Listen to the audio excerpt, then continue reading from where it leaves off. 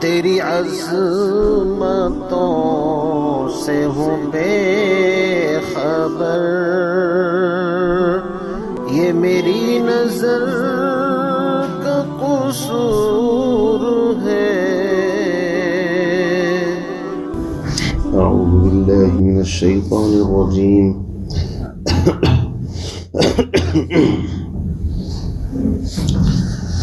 بسم اللہ الرحمن الرحیم۔ ومثل الذين كفروا كمثل الذي ينعق بما لا يسمع إلا دعاء ونداء صم بكم عمي فهم لا يعقلون۔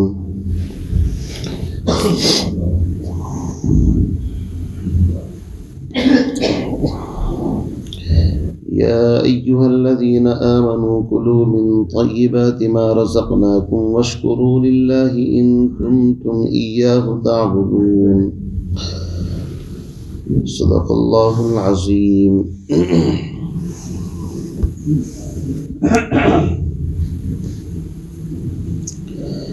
اس سے پہلی آیت میں اللہ رب العزت نے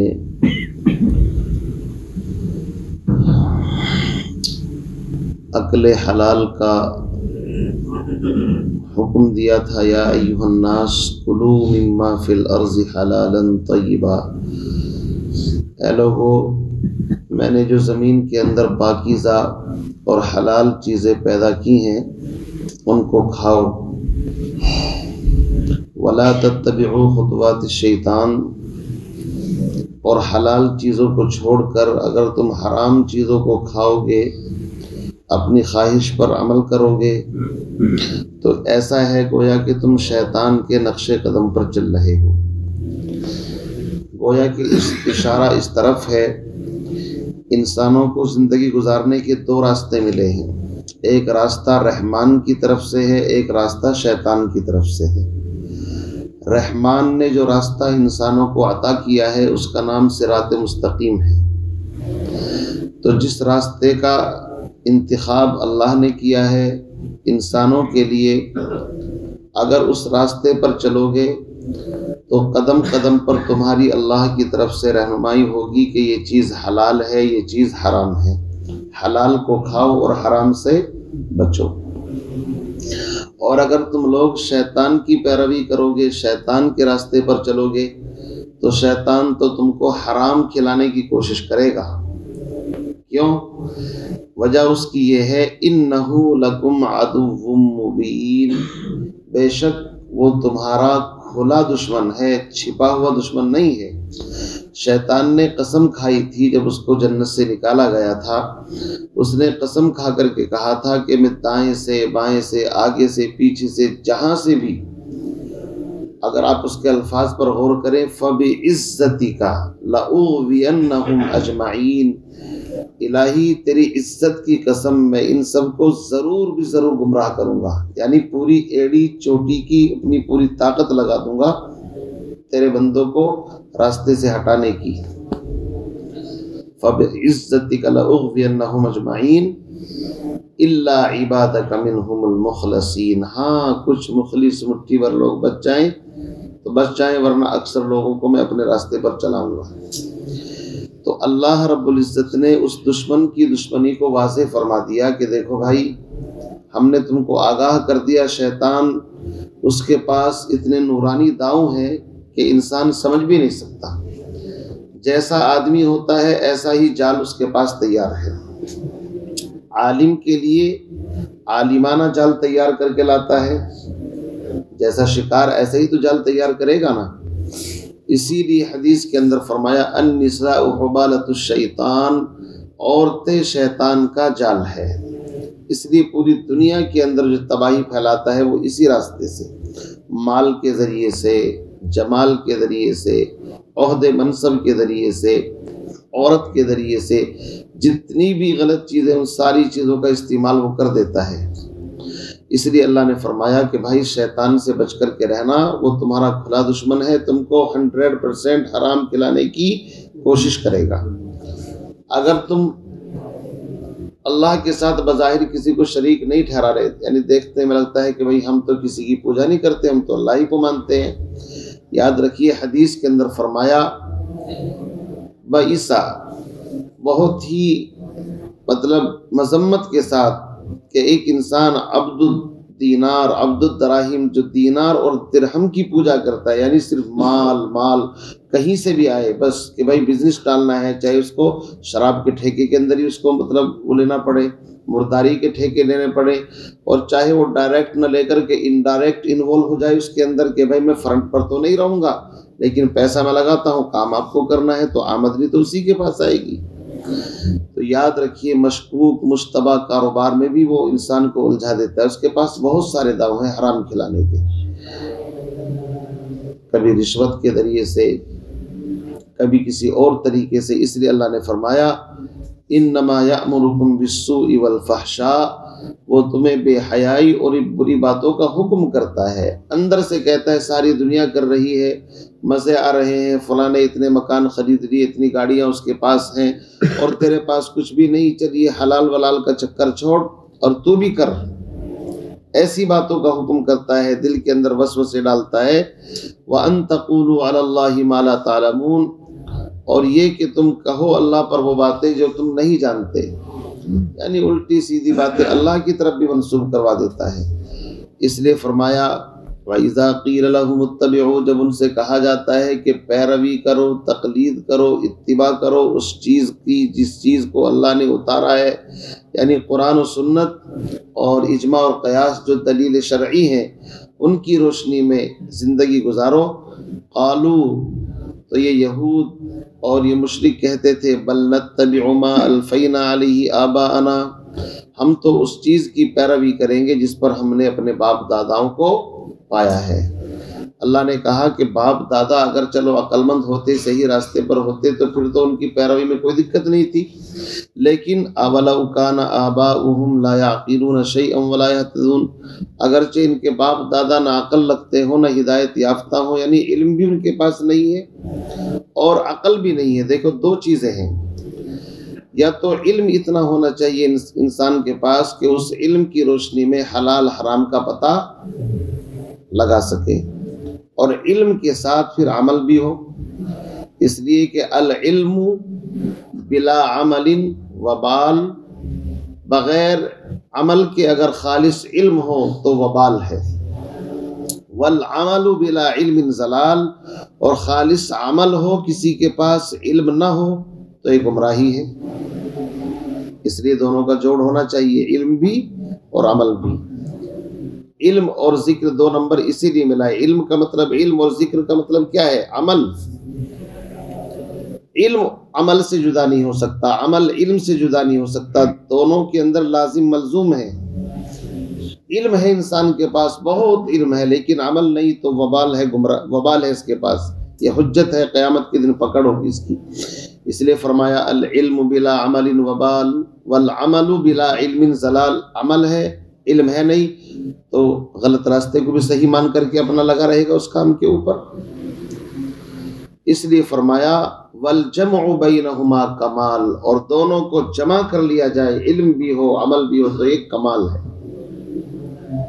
اس لیے فرمایا العلم بلا عمل عقیم، اگر علم ہے عمل نہیں ہے تو بانجھ پن ہے، جیسے کسی سے اولاد ہی پیدا نہ ہو۔ والعمل بلا علم سقیم، اور خالص عمل ہے، علم اس کے پاس نہیں تو یہ بیماری ہے، اس کے اندر نئی نئی چیزیں پیدا ہو جائیں گی، بدعتیں۔ اس لیے فرمایا والجمع بینہما صراط المستقیم، علم اور عمل دونوں ایک پلیٹ فارم پر آ جائیں، اسی کا نام کیا ہے؟ صراط مستقیم۔ اللہ نے فرمایا عقل بھی ان کے پاس نہیں ہے، علم بھی ان کے پاس نہیں ہے۔ پتہ یہ چلا کہ جن کے پاس علم اور عقل ہو ان کا اتباع کرنے میں کوئی برائی نہیں ہے۔ اس سے خود یہ بات ثابت ہو رہی ہے کہ اتباع ان کا نہیں کرنا چاہیے جن کے پاس علم اور عقل نہ ہو، البتہ جن کے پاس علم ہو عقل ہو، اور عقل بھی کیسی؟ امام اعظم ابو حنیفہ رحمۃ اللہ علیہ سبق پڑھا رہے شاگردوں کو، ایک عورت آئی پردے کے پیچھے سے اور ایک تشتری کے اندر ایک سیب اور ایک چاقو پیش کر دیا حضرت کے سامنے۔ امام اعظم ابو حنیفہ رحمۃ اللہ علیہ بڑے ذہین انسان تھے، اللہ نے عقل بھی دی اور علم کے تو امام تھے. اس سیب کو کاٹا اور کاٹ کر کے تشتری میں رکھا. شاگرد دیکھ رہے ہیں کہ شاید آج کوئی ہدیہ ودیہ آیا ہے، لیکن سیب تو ایک ہی ہے، ہو سکتا ہے حضرت چھوٹا چھوٹا کر کے ہم خدام کو کھلائیں. اب جب سیب آیا اور کاٹ کر کے واپس چلا گیا تو شاگرد میں سے ایک نے ہمت کر کے پوچھا، حضرت کچھ بات سمجھ میں نہیں آئی، کیا مسئلہ تھا؟ آپ نے فرمایا اصل میں ایک عورت وہ مسئلہ پوچھنے کے لیے آئی تھی حیض کا، لیکن تم چونکہ یہاں پر بیٹھے ہوئے ہو، اس نے شرم کی وجہ سے، وہ زمانہ خیر القرون کا زمانہ تھا، اس نے شرم اور حیا کی وجہ سے زبان سے نہیں پوچھا، عمل سے پوچھا ہے. عورت کو ہر مہینے کچھ خون آتا ہے، اس کے کئی طرح کے رنگ ہوتے ہیں، تو وہ پوچھنا یہ چاہ رہی تھی کہ عورت حیض سے کب پاک ہوگی. تو میں نے سیب کو کاٹ کر کے بتا دیا کہ سیب کے اوپر لال بھی ہوتا ہے، زرد پیلا رنگ بھی ہوتا ہے، تھوڑا ہرا سا بھی ہوتا ہے نا، کئی رنگ ہوتے ہیں نا اوپر. یہ اوپر کے حصے جتنے بھی ہیں، مطلب جب تک اس طرح کا خون آئے سمجھو عورت ناپاک ہے، اور جب سفیدی کی طرح بالکل پاک صاف ہو جائے تو عورت پاک ہے. اس کو کہتے ہیں عقل. اور ان کے علم کا حال کیا تھا؟ امام اعظم ابو حنیفہ رحمۃ اللہ علیہ کا ایک قرضہ تھا ایک آدمی کے اوپر، قرض مانگنے کے لیے گئے، دوپہر کا وقت ہے، دھوپ ہے، دھوپ کے اندر کھڑے ہو کر کے اس آدمی کے پاس پتہ بھیجا کہ بھائی جس کے پاس قرضہ تھا. کسی نے کہا حضرت اس کے مکان کی چھاؤں ہے، یہاں پر کھڑے ہو جائیے، سب دھوپ ہے. آپ نے فرمایا اگر میں اس کے مکان کی چھاؤں سے بھی نفع اٹھاتا ہوں تو یہ بھی سود کے اندر داخل ہو جائے گا، اس لیے کہ کسی کو پیسہ دے کر کے اس سے نفع کمانا، اسی کا نام کیا ہے؟ سمجھ رہے آپ؟ سود اسی کو تو کہتے ہیں نا. 10,000 روپے دیے اور اس کے اوپر نفع کمانا چالو کر دیا. تو جن کے تقوی کا یہ حال ہو، جن کے علم کا یہ حال ہو، ہمیں تو ان کی اتباع پر فخر ہے الحمدللہ. ہمارا سینہ چوڑا ہوتا ہے، ہمیں کوئی نہ وہ نہیں ہے. تو اس لیے وہ ہمارے آبا اور اجداد تھے. اولئک آبائی فجئنی بمثلہم یا جریر المجامع. وہ ہمارے آبا اور اجداد تھے، ہمیں ان کے اوپر ناز ہے، فخر ہے. ان کی ایک ایک اداؤں کو اگر ہم بیان کریں تو اس کے لیے زمانے لگ جائیں گے، مدتیں چاہیے. تو آج کا انسان یہ کہتا ہے کہ نہیں میں ڈائریکٹ قرآن کو سمجھ لوں گا، ڈائریکٹ حدیث کو سمجھ لوں گا. کیوں جی؟ ہے اتنی صلاحیت؟ ناظرہ پڑھنا تو مشکل ہے جناب کو، اور یہ پتہ نہیں کہ قرآن میں کتنی آیتیں ہیں، کون سا رکوع کہاں ہے. بات کرتا ہے کہ خود سمجھ لوں گا میں. اس لیے بخاری کا جن کو بخار چڑھا ہوا ہے وہ اپنا بخار کسی صحیح ڈاکٹر کے پاس جا کر کے اتروا لے. فرمایا وَمَثَلُ الَّذِينَ كَفَرُوا. اب ایک مثال سے اللہ سمجھاتے ہیں، اور ان لوگوں کی مثال جنہوں نے کفر کیا، انکار کیا، کَمَثَلِ الَّذِي اس شخص کی طرح ہے، يَنْعِقُ اس شخص کی طرح ہے جو پکارے کسی چیز کو، بِمَا لَا يَسْمَعُ جو نہ سنے ان کی پکار کو، إِلَّا دُعَاءً وَنِدَاءً سوائے پکارنے کے اور چلانے کے. سمن بہرے ہیں، بکمن گونگے ہیں، عمیٌ اندھے ہیں، فہم لا یعقلون سو وہ کچھ نہیں سمجھتے. فرمایا کہ یا تو ایک مثال یہ ہو سکتی ہے کہ جو لوگ اللہ کو چھوڑ کر غیروں کو پوجتے ہیں، ان کی مثال ایسی ہے جیسے کسی اندھے بہرے گونگے کو پکارنا. ظاہر بات ہے وہ کیا سنیں گے؟ اندھا ہے دیکھ بھی نہیں سکتا، بہرا ہے سن بھی نہیں سکتا، گونگا ہے بول بھی نہیں سکتا.